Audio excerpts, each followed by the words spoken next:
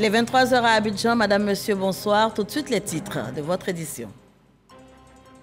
À la une ce soir, le portrait de la toute nouvelle présidente du Conseil constitutionnel, Chantal Nanaba Camara, nommée hier 9 mai 2023 par le président de la République, Alassane Ouattara, une magistrate chevronnée que nous fera découvrir Mahama Traoré. La Chambre nationale des femmes chefs d'entreprise est un instrument de mise en commun des potentialités féminines en matière d'entrepreneuriat et de leadership. Les femmes membres de cette plateforme ont rencontré la ministre d'État, ministre des Affaires étrangères, Kandia Camara. Nous en parlons également dans ce journal. Et puis ce drame au Nigeria, 15 enfants morts noyés et 25 autres portés disparu dans le naufrage d'un bateau. L'embarcation avait à son bord une quarantaine d'enfants qui se rendaient dans une forêt environnante en quête de bois de chauffe. Voilà pour les titres. Magistrate chevronnée, elle est la première femme ivoirienne à avoir dirigé la Cour de cassation, la juridiction la plus élevée de l'ordre judiciaire de notre pays. Chantal Nanaba est depuis hier, 9 mai 2023, la nouvelle présidente du Conseil constitutionnel. Elle a été nommée hier donc par le président de la République, Alassane Ouattara. Pour en savoir plus sur cette figure emblématique du droit ivoirien, je vous propose de suivre ce reportage signé Mahama Traoré.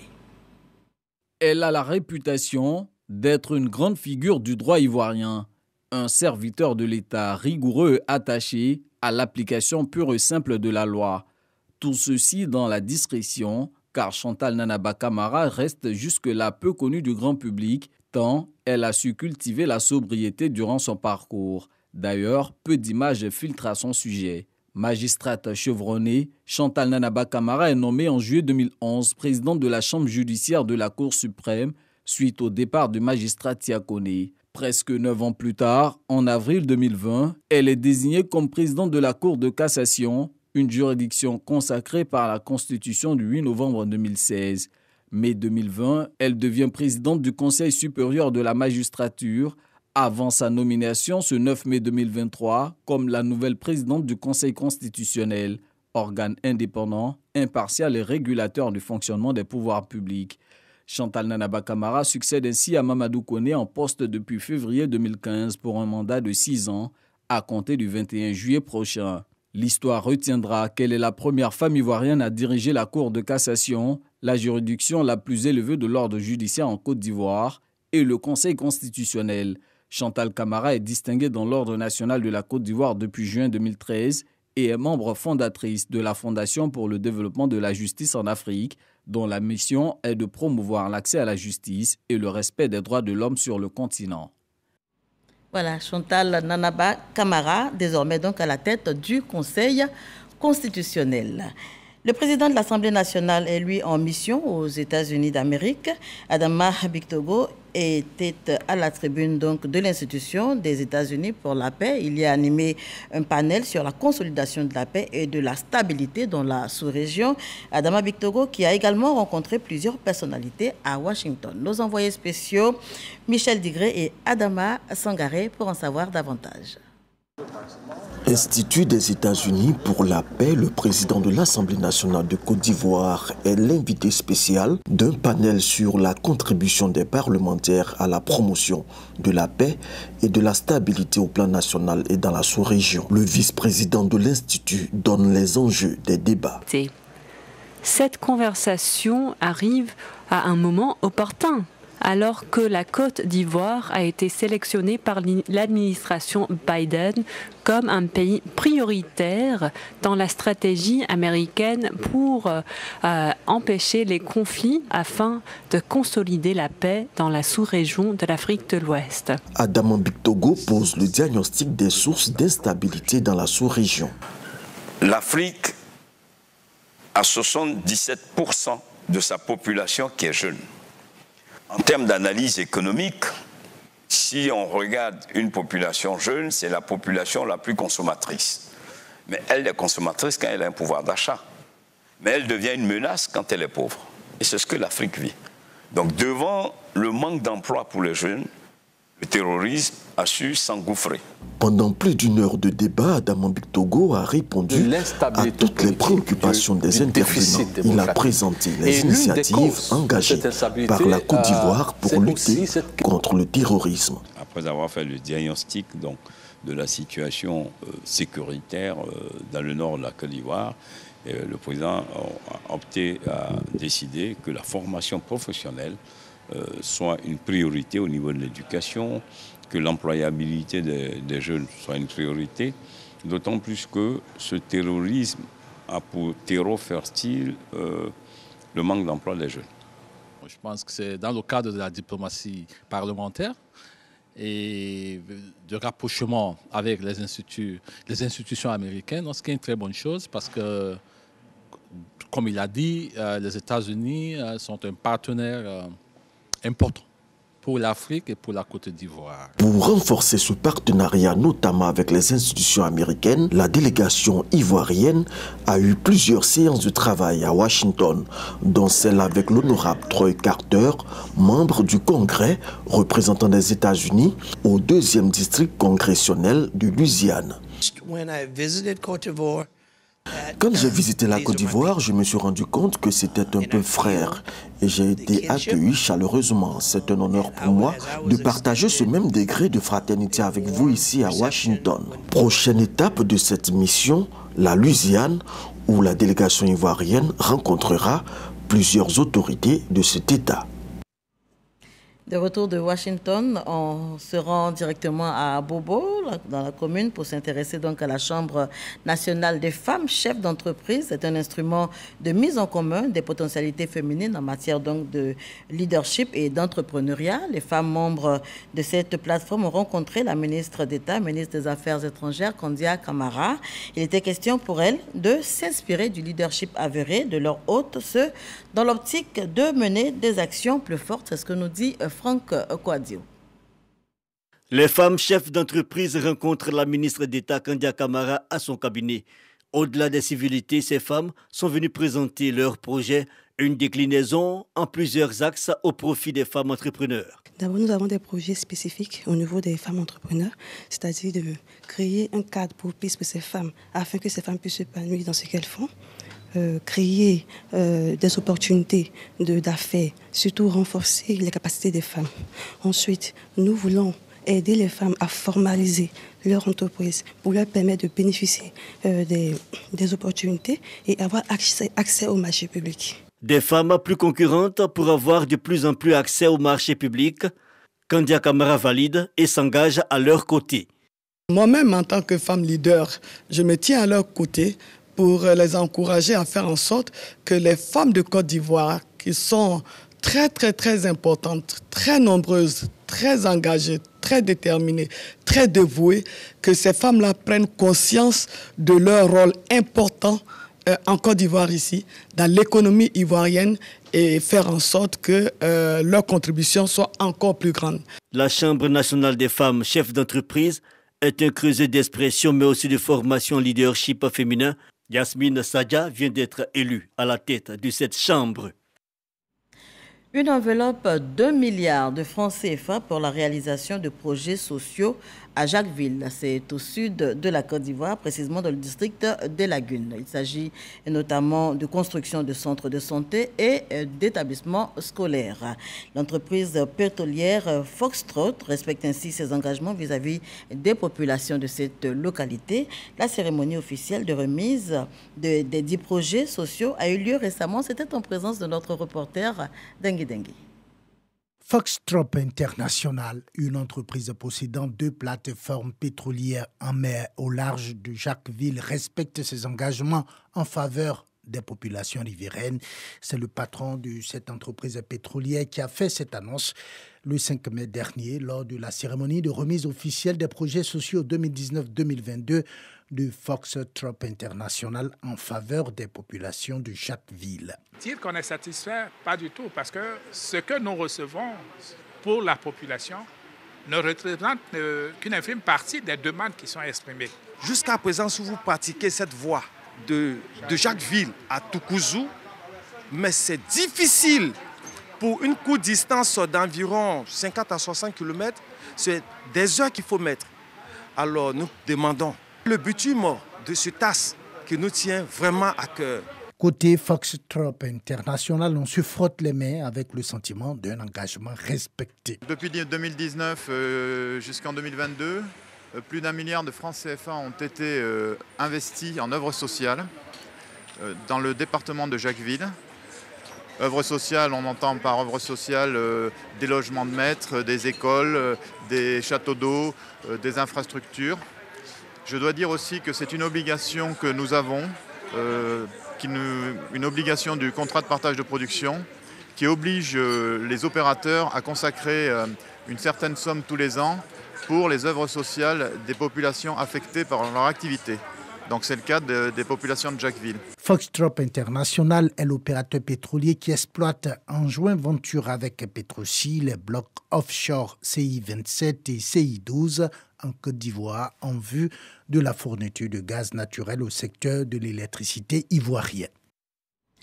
Enseignement à distance en Afrique de l'Ouest. La coopération régionale se renforce avec la tenue depuis ce matin et ce jusqu'à demain 11 mai d'un atelier, une initiative de l'Agence universitaire de la francophonie AUF avec ses partenaires.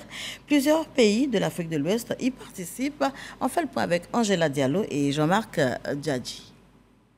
Une plateforme régionale sur le e-learning au centre des réflexions des universitaires ouest-africains. Les étudiants de la sous-région ont eu recours aux formations en ligne avec la fermeture des écoles durant la pandémie de la Covid-19. L'insuffisance relevée dans le déploiement du dispositif numérique dans certaines localités a causé des inégalités d'accès, d'où l'importance de cette activité. Cet atelier a pour ambition de mettre en place une feuille de route, de poser des jalons, mais aussi un cadre commun de travail.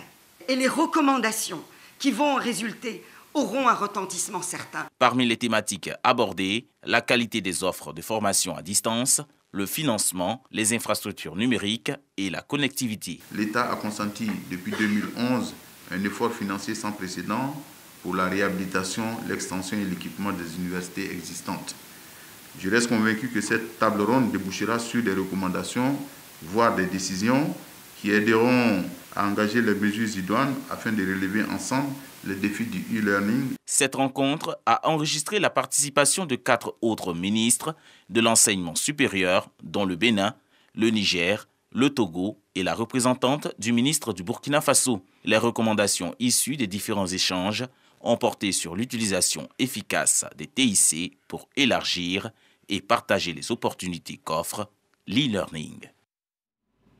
On parle agriculture pour poursuivre. Le ministre d'État, ministre de l'Agriculture et du Développement rural, Kobena Kwasi Adjumani, a été reçu en audience hier mardi 9 mai 2023 par le Premier ministre du Maroc.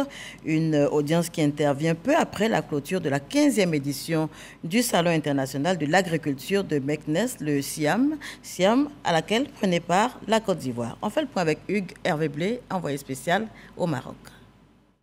L'audience accordée par le Premier ministre marocain Aziz Akanouche au ministre d'État, ministre de l'Agriculture et du Développement rural, vient clore une visite de travail de près d'une semaine au Maroc. Kobena Kwasi Adjumani, présent au Maroc dans le cadre du SIAM 2023, a traduit à son hôte la reconnaissance de la Côte d'Ivoire pour la coopération exemplaire qui unit leurs deux pays. Il est de notre devoir de venir traduire toute notre reconnaissance à ce grand pays, à Sa Majesté le Roi, que Dieu l'assiste, et au Premier ministre. Nous avons parlé de développement dans notre secteur d'activité et il a vraiment apprécié le travail important qu'a son Excellence M. Alassane Ouattara, président de la République de Côte d'Ivoire. Nous avons porté aussi l'invitation du Premier ministre ivoirien à son homologue qui doit être présent très bientôt en Côte d'Ivoire en juin dans le cadre d'un forum. Fini sa participation au Salon international de l'agriculture au Maroc, la Côte d'Ivoire a les yeux rivés sur le Sahara. Prévu le mois prochain à Abidjan, le Salon international de l'agriculture et des ressources animales se veut un rendez-vous de l'excellence. De retour en Côte d'Ivoire, direction le commissariat du 37e arrondissement, c'est à Abobo-Doumé. Ce commissariat voit ses capacités opérationnelles se renforcer avec du matériel roulant qui vient donc de lui être remis. Cérémonie de remise d'un véhicule flambant neuf suivi pour vous par Grace Kando. C'était en présence du premier magistrat de la commune, d'Atekoubé, Paulin-Claude Danhaut. On suit notre reporter. Le commissariat du 37e arrondissement d'Abobo-Doumé dans la commune d'Atekoubé reçoit du matériel roulant pour renforcer sa mobilité opérationnelle et cela à la grande joie des populations. Aujourd'hui, nous avons un moyen dissuasif, un véhicule de patrouille. Notre population, notre part, c'est de nous rapprocher de la police par des informations qui puissent vraiment les aider à nous aider au niveau de la sécurité. Un don du ministère de l'Intérieur et de la Sécurité. Ce véhicule est le fruit d'un effort financier consenti par le gouvernement pour améliorer non seulement vos conditions de travail et de vous permettre d'être davantage à la hauteur de la mission qu'on attend de vous. Il doit donc servir à la cause exclusive de la sécurité des personnes et des biens. Une action saluée par le ministre des Sports, par ailleurs député maire de la commune d'Atekoubé. Pour Paulin-Claude Danhaut, ce véhicule va faciliter les opérations des agents de police. Notre sécurité dépend de nous-mêmes. Il nous faut faire reculer toutes les actions d'incivilité constatées ici et là. Les actions inutiles qui viennent encombrer le commissariat. Régler-les dans les communautés et au niveau des chefferies pour que la police soit dégagée pour s'occuper de notre sécurité. Tout ce que nous sommes en train de faire, nous le devons à un homme qui, par son engagement, et par sa vision du développement holistique de notre pays, veut que partout en Côte d'Ivoire, il y ait l'amélioration continue du bien-être des populations. Nous le devons à son Excellence, le président Alassane Ouattara. Construit en 2007 et réhabilité en mai 2019 par le conseil municipal d'Atekoubé, le commissariat du 37e arrondissement est le 3e de la commune après le 10e et le 28e. Il compte 2 commissaires, 10 officiers et 32 sous-officiers. On faisait le point avec Grace Kando. Célébration à présent de la fête de l'Europe.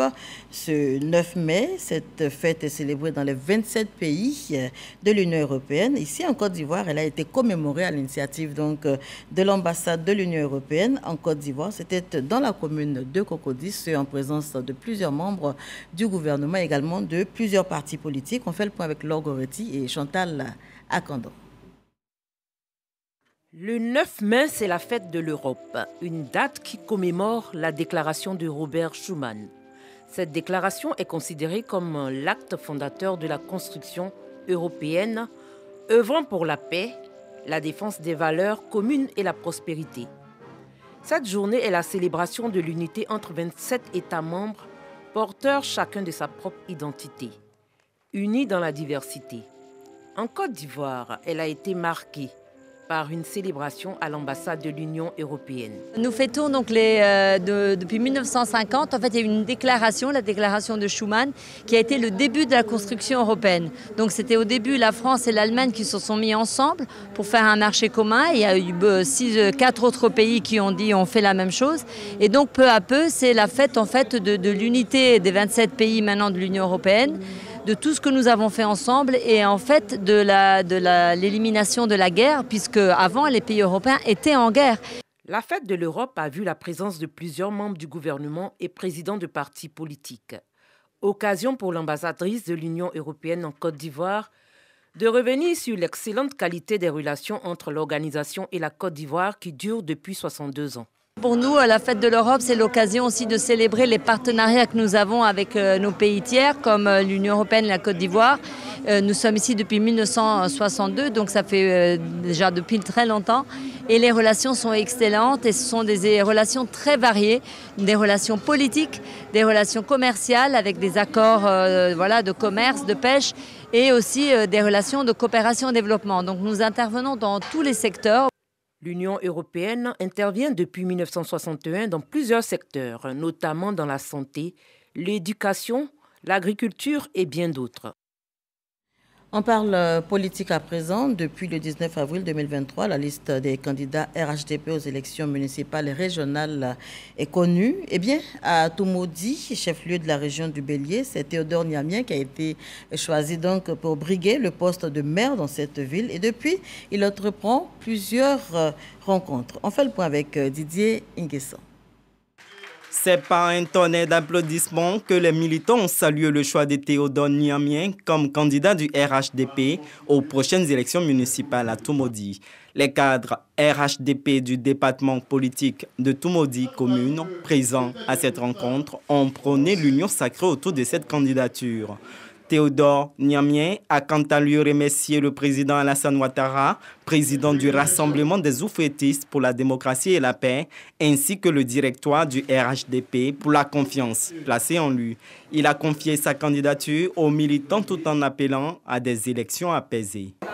Cela nous va droit au cœur parce que c'est le candidat idéal pour le changement de mentalité. C'est des militants qui partent gonflés à bloc parce qu'ils sont maintenant imprégnés de l'enjeu de ce que représentent donc ces élections. Les délégués et les présidents de jeunes et de femmes invités à cette réunion ont promis de descendre sur le terrain pour informer et mobiliser la base pour la victoire du RHDP aux municipales prochaines à Toumoudi. Les acteurs de développement distingués par l'agence BICOM, 10 meilleurs acteurs du développement social de 10 régions de la Côte d'Ivoire ont été donc honorés, ceux pour leurs actions en faveur des couches les plus vulnérables. C'était au cours d'un gala de solidarité le vendredi 5 mai dernier et à l'occasion, la situation des personnes atteintes de la lèpre a été évoquée. On fait le point avec Génorosa Quadio. Reconnaître les mérites de plusieurs acteurs de développement de diverses régions. Une dizaine d'hommes et de femmes exerçant dans le public comme dans le privé. Tous se sont démarqués par leurs actions en faveur des populations.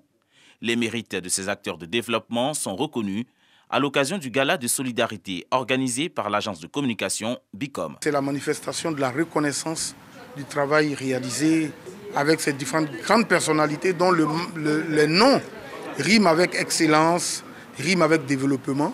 Il faut continuer à aller vers la population, faire en sorte que le développement dont on parle soit un développement qui prenne ses sources dans le milieu local. Voir qu'aujourd'hui nous sommes récompensés, ça fait vraiment plaisir de voir qu'il y a des gens qui vous observent et ça encourage à continuer. Cette cérémonie ouvre une lucarne sur l'Institut Raoul Follereau. Pour soutenir son institution, des œuvres d'art des lépreux sont vendues.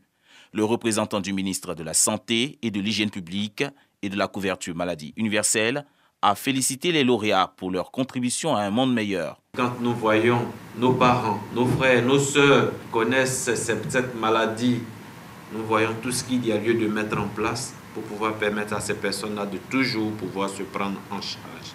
Créée en 2019, cette agence s'est donnée pour mission de dénicher et de célébrer les meilleurs philanthropes. Ce gala de solidarité est à sa 4e édition. Le reportage de Génorosa Quadio a été commenté pour vous par Jean-Marc Djadji, avec qui on reste pour parler cette fois du SILA 2023. Abidjan abrite du mardi 9 au 13 mai 2023, donc la 13e édition du Salon international du livre d'Abidjan. Et la ministre de la Culture et de la Francophonie, Françoise Remarque, a ouvert officiellement ce salon en présence du président du Sénat, Jeannot Aoussou Quadio.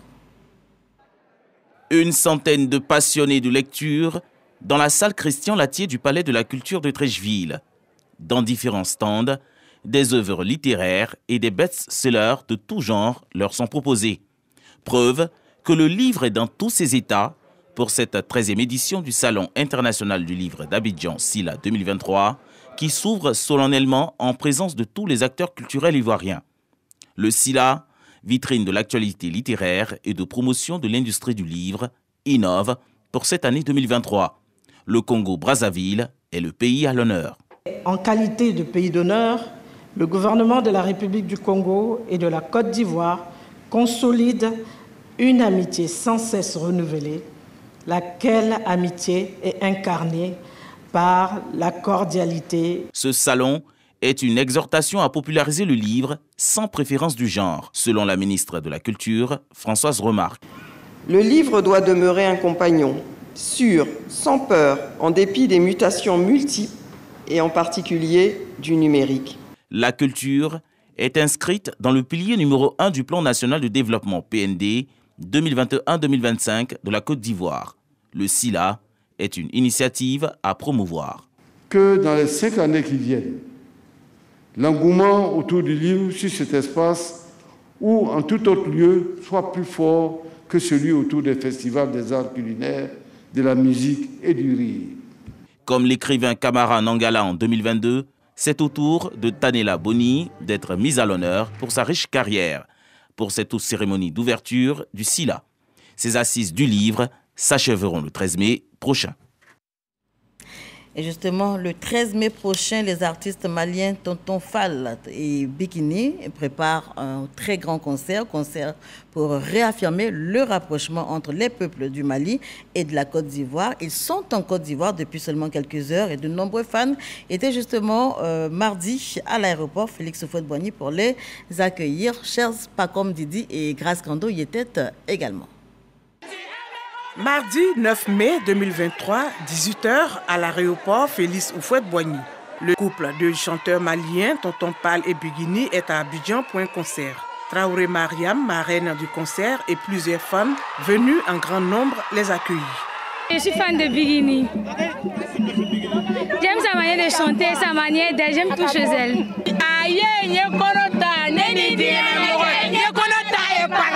Un concert pour encore témoigner des rapports de fraternité entre les peuples ivoiriens et maliens. Heureux de communier pour la seconde fois avec le public ivoirien, les artistes livrent leurs impressions. La Côte d'Ivoire, c'est un pays frère au Mali. On vient d'abord pour l'amour qu'on porte pour ce pays et pour ce que les citoyens de la Côte d'Ivoire portent en termes d'amour pour nous aussi. C'est une fierté d'être là en Côte d'Ivoire. En tout cas, ne vais pas me faire choter torosa. Mais bolo la herebe dama. Kadusu suma farao ko baba. Ala kanchon si la nena mbali de sabonam ko kebenyana.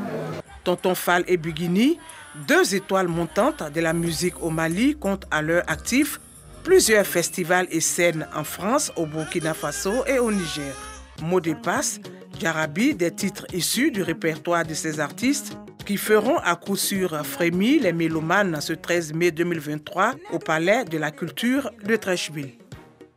Voilà, rendez-vous donc le 13 mai prochain avec Tonton Fall et Bikini pour ce concert de la fraternité entre les peuples ivoiriens et maliens. Ce sera au Palais de la Culture.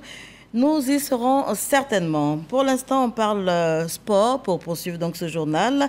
Dans le cadre de la demi-finale allée de la Coupe de la Confédération, la SEC Mimosa a été tenue en échec 0-0 par la formation algérienne USM Alger. C'était cet après-midi même au Stade de la Paix à Bouaké.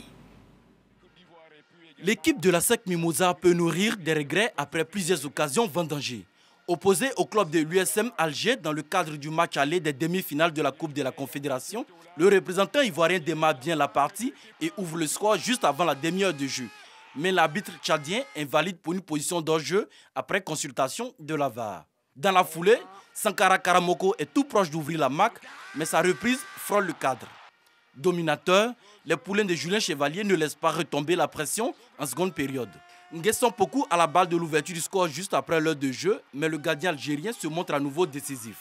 Malgré la bonne volonté des jaunes et noirs de débloquer la situation au tableau d'affichage, le score en reste là. 0-0, score final. Voilà, et on faisait le point avec Arsène Kwasi. On termine en images avec ce drame au Nigeria. 15 enfants morts, noyés et 25 autres portés disparus dans un naufrage. L'embarcation avait à son bord une quarantaine d'enfants, des enfants qui se rendaient dans une forêt environnante en quête de bois de chauffe. Ainsi va le monde. Merci de nous avoir suivis. Passez une excellente soirée sur nos antennes.